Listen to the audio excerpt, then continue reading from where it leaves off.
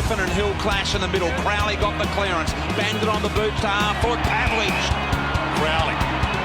And long to the square. There's no one home, and he might go all the way. There's the fire starter for Fremantle. Hi, and welcome back to a special edition of Milestones with Matty.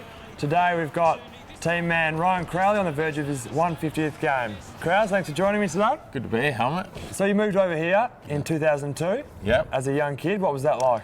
Yeah, obviously, as an 18-year-old kid moving over to the other side of the country, it's a big move. I'd never really been away from home longer than 2 weeks at a time, and then all of a sudden you're moving across the other side of the land to a place you'd never been before, and you've got to fend for yourself, and all of a sudden you're cooking and cleaning and doing all those things that you just took for granted. And like Mum would make my bed and all that sort of stuff, and all of a sudden, you're fending for yourself. So yeah, it was a big life change, but obviously something that I'd prepared myself for, and footy was where I wanted to go. So yeah, it was an exciting time, and feels like a long time ago now that I'm thinking about it. Yeah. So you're taken with pick 55, and there's a bit of an interesting story behind that pick. Yeah, pick 55. At the time, the club was looking to get Des Headland to the club, and they traded Adam McPhee for pick 55, and I was part of the Adam McPhee sort of deal. And we sort of joke around that the next year I think Smokey was All-Australian and I was playing Waffle Reserve, so I'm not sure how it worked out for the club at the time, but hopefully I've repaid the faith a little bit, and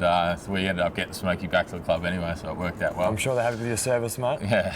So Crowes, finally in 2005, round 10 against Geelong, you're given the call up to make your debut. What were you thinking?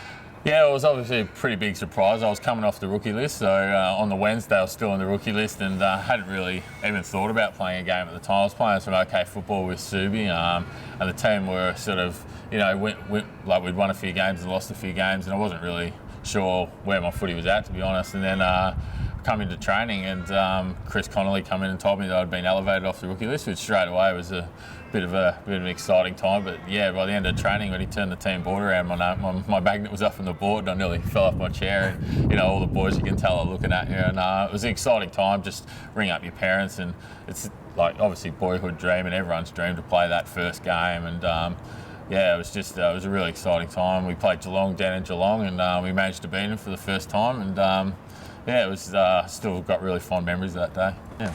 So when your name was called out of the Dog Medal last year, announcing that you'd won, what were you thinking? I went into the night just thinking I was go in there and make up the numbers like we do most years. But I had to quickly start coming up with a speech with 2 games to go. Once I think I was a couple of votes behind Luke, and I knew he didn't play any more games for the rest of the year, so which is a bit stiff in, but lucky for me. Yeah, so it was a great night. I mean, you don't play football for those sorts of things, but just to have the recognition of a lot of hard work and effort that I put in over the year, yeah, it's great.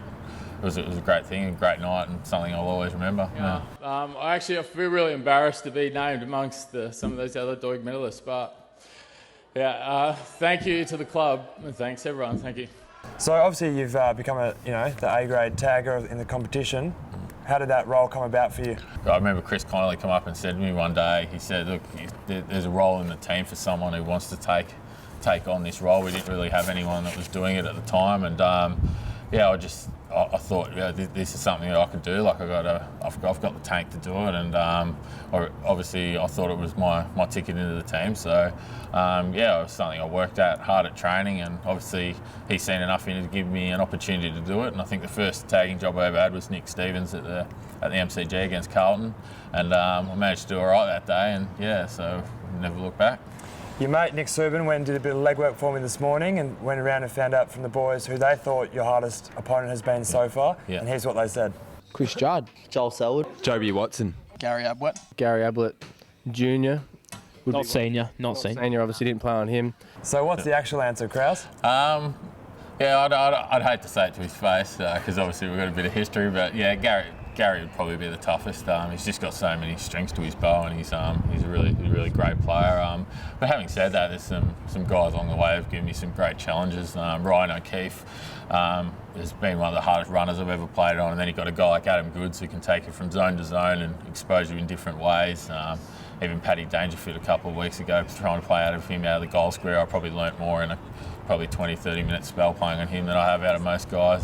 So there's been a few over the journey, but A few Brownlow medals, a few best and fairest that you played on there. yeah, exactly. I've probably contributed to a few of their votes, but yeah, I'd have to say, yeah, Gary probably over the journey. Yeah. Talk us through the sweatbands that you wear. Yeah, sweatbands. It's probably a question I get asked more than anything, just from punters and that sort of thing. I do have really heavily strapped wrists, which is that sort of covers it, which is one thing. But I'm a heavy sweater, as you know, Matty. Being from Victoria, I find the Perth conditions very hot, and obviously every training session I sweat, and it was just a way for me to stop fumbling because of the sweat. I would wear sweatbands, and ones that become a habit. As you know, you try and keep things the same every game. So I thought, yeah, if I'm going to do it every training session, I'll wear it every game. And yeah, it's just gone from there. I've been trying to think of ways I could sell the advertising space or something on it, but yeah, it's just something that come from that. Yeah. How many sweatbands would you go through a year? Yeah, well, I wear so I buy 2 new pairs for each game. So I have one for the first half and one for the second half, and then and then I'll wear them for training during the week, and then they're basically done. So I'm not sure how many they work out, like 48 odd pairs during the year. Yeah. So what is something about you that we don't know? Something about you don't know. My middle name's Morgan. I've never told too many people that. I used to be really embarrassed of it when we were in high school and when I was a kid and stuff, but I kind of like it now. So, yeah. But yeah, boys, once they found out that my name was Morgan, they said, Ryan Morgie, and I thought it was hilarious. But yeah, anyway. So. Obviously, life membership is a huge achievement. What does it mean to you? Yeah, it's something that's crept up on me. I hadn't really thought about it until, it was just around the corner. But now that it's here, football club means the world to me.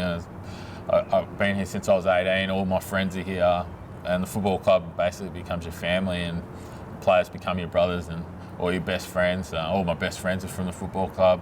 So the fact that now I'll be part of the football club forever and for as long as I live, I suppose it is. It's something that's really special, and I think it's more something like once you finish your career, you'll be able to enjoy more. But now that it's here, it gives you a chance to reflect on your career, and it's pretty special. Yeah. Speaking as one of your teammates, mate, I love going out there with you each week and fighting in the trench. So congratulations and all the best. Thanks a lot, mate.